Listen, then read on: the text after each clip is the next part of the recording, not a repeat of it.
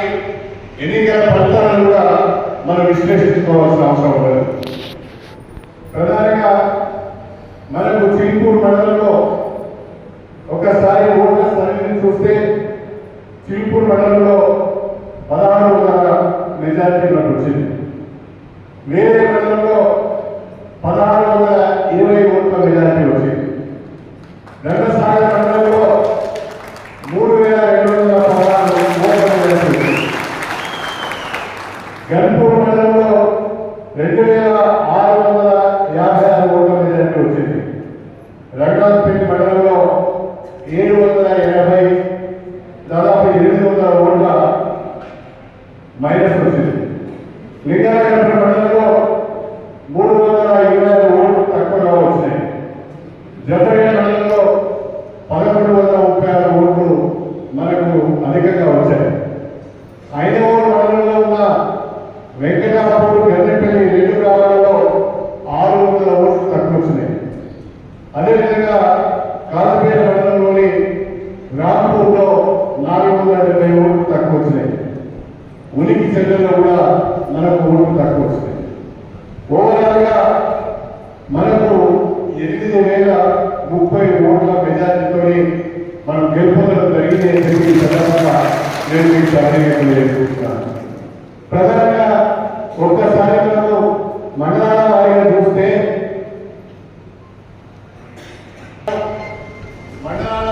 చూస్తే ఒక వేరే మండలంలో మధ్యలో అనే గ్రామంలో ఒక 26 ఓట్లు మాత్రం తక్కువ వచ్చినాయి. మిగతా వేరే మండలంలోని అన్ని గ్రామాల్లో కూడా మనకు కాకపోతే 1-2 బూత్లలో తక్కువ వచ్చినా ఆ గ్రామానికి సంబంధించిన అన్ని బూత్ల ఓట్లు కలిపితే మెజారిటీ వచ్చింది. ఉదాహరణకు మనకు టీచర్లు 4 బూతులు ఉంటే 2 బూత్లలో మెజారిటీ వచ్చింది, 2 బూత్లలో మైనస్ వచ్చింది. కానీ ఓవరాల్ గా టీచర్లో మనకు మెజారిటీ వచ్చింది. వేరే గ్రామం పార్టీ కార్యకర్తలందరినీ కూడా నేను మనసారా అభినందిస్తున్నాను. వేరే గ్రామంలోని 6 మండలాల్లో కూడా మనకు మెజారిటీ వచ్చింది.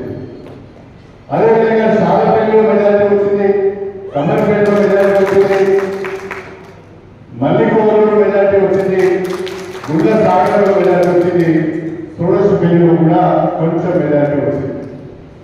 ఈ రకంగా చూస్తే వేరే మండలము నేను అనుకున్నాను వేరే మండలంలో కనీసం 3,000 మెజారిటీ వస్తుందని ఆశపడ్డాను. కానీ రాష్ట్ర వ్యాప్తంగా మన పార్టీకి వ్యతిరేకంగా వీచిన గాలి మన మెజారిటీ తగ్గించింది.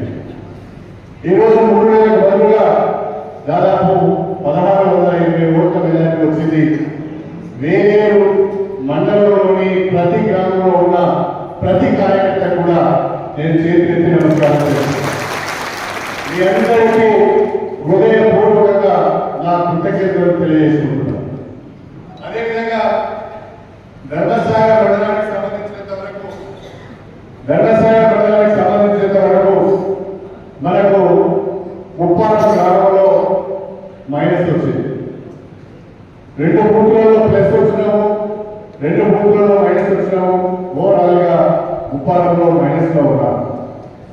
దేవుడులో ప్లస్ లో ఉన్నాం. దేవుడులో మనకు మెజారిటీ వచ్చింది. సోదరుపల్లిలో మైనస్ వచ్చింది. ఉనికి చెల్ల మైనస్. కానీ మరొకసారి ధర్మసాగర్ గ్రామ కార్యకర్తలందరినీ కూడా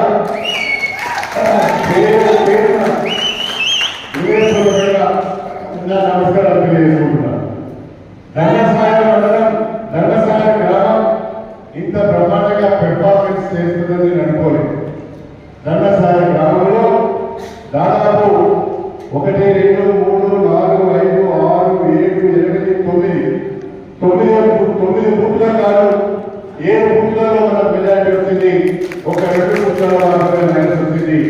ఓవరాల్ గా ధర్మసాగర్ లో ప్రధానమైన మెజారిటీ వచ్చింది. రేపాటపల్లి కొట్టాపట్టి 3 ఓట్ల మెజారిటీ వచ్చింది. నారాయణగిరి మరొకసారి గట్టిగా చప్పట్లతో మనం అభినందించాలి. నారాయణగిరి గ్రామ పార్టీ నాయకులకు కార్యకర్తలకు నా హృదయపూర్వకమైన గ్రామ పార్టీ కార్యకర్తలకు నాయకులకు నేను హృదయపూర్వకంగా మరొకసారి కృతజ్ఞతలు తెలియజేసుకుంటున్నాను.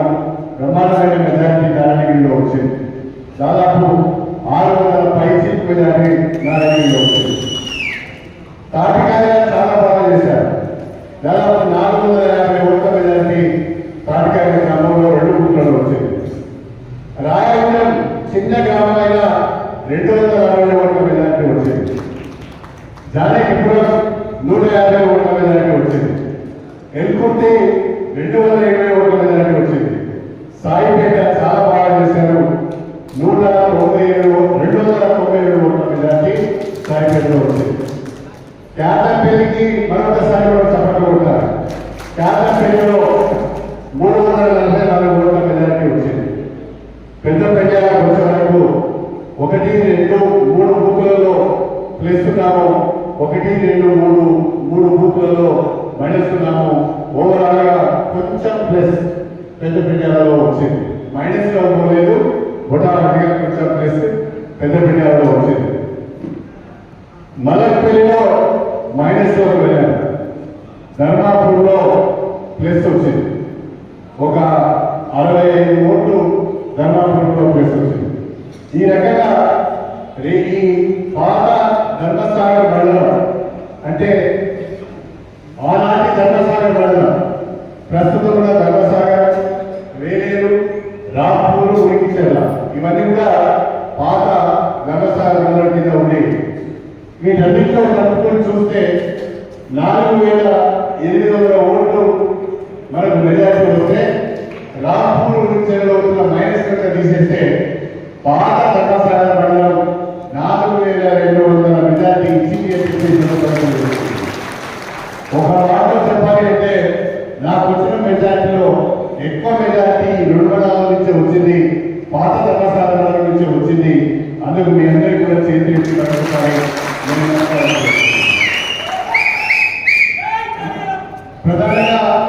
ప్రధానంగా మీ అందరికీ కూడా కోరేది ఏంటంటే మన గ్రామాలలో మెజార్టీ ఓట్లు ఎక్కడ వచ్చాయి, తక్కువ ఓట్లు ఎక్కడ వచ్చాయి అనేది ఒకసారి మనము మీరు గ్రామాల వారిగా గ్రామంలో కూర్చొని సమీక్ష చేసుకోవాలి.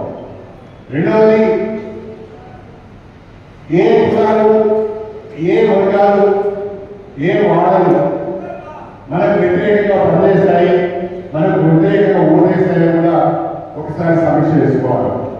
మూడవది, మన పార్టీలోనే ఉంటూ మనతోనే తిరుగుతూ మోసం చేసే వాళ్ళు ఎవరు కూడా ఒకసారి సమీక్ష చేసుకోవాలని చెప్పి నేను మీ అందరికీ కోరుతున్నాను. ఇంటి దొంగలతోనే